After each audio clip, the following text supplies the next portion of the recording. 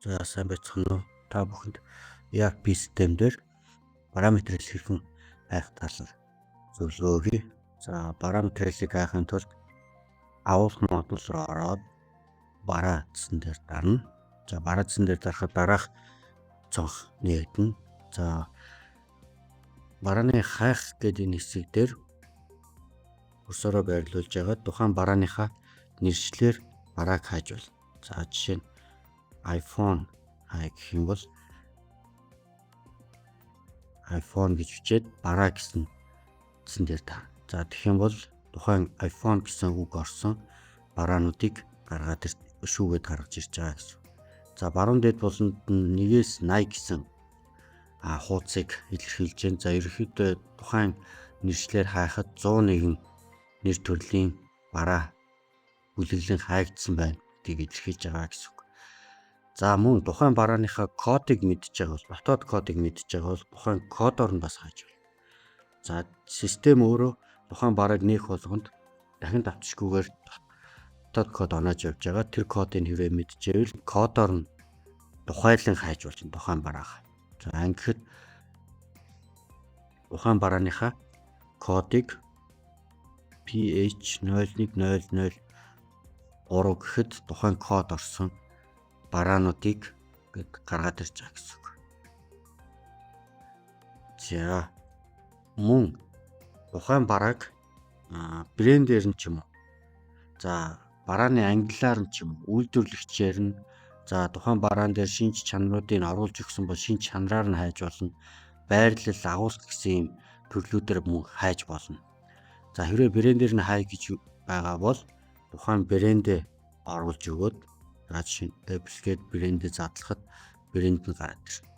За тэгээд тухайн брэндээ сонгоход тухайн брэндээр бүртгэлтэй байгаа нийт хөрөнгөний жагсаалт гараад ирнэ. Нийт одоо системээр 266 нэр төрлийн тухайн брэнд дээр бүтээгдэхүүнийг ялан харуулж байна.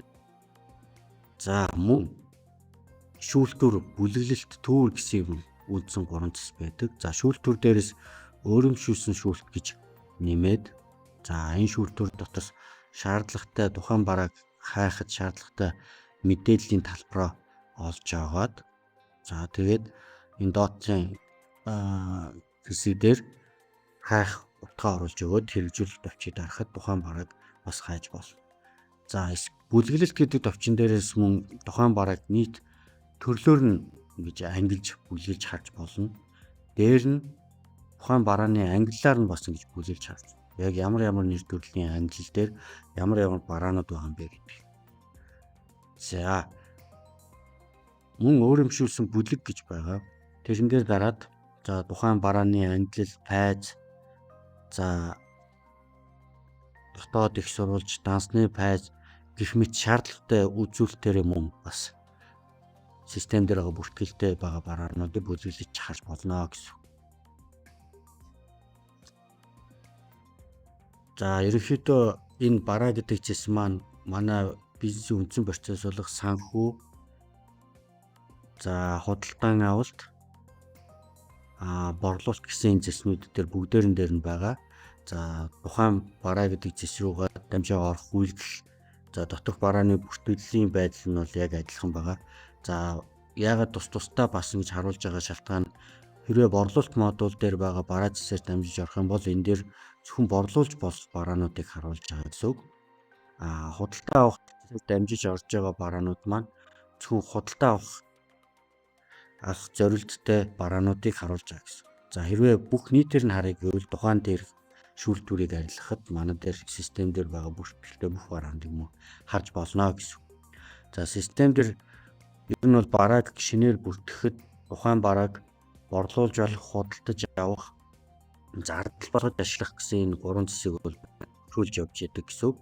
За тэгээд дээр нь тухайн бараатай холбоотой борлуулах нь, өртөг үн, за брэнд, үйлдвэрлэгч, за барааны ангиллал, за тэгээ гэсэн зүйлсүүд бол заавал бүртгэж өгж явах ёстой. За тухайн барааг шинээр бүртгэх болгон систем дахин давтчихгүйгээр ингээд автомат дотоод дугааруудаар дугаарлаад явж байгаа гэсэн. За хэрвээ тухайн бараагаа хайж олоод тухайн барааны доторх өөр шаардлагатай мэдээллүүдээ За эдгээр зэснүүдээс бас ингэж дэлгэрүүлж харж мэдээлэл авах боломжтой. За анхаарал тавьсанд баярлалаа.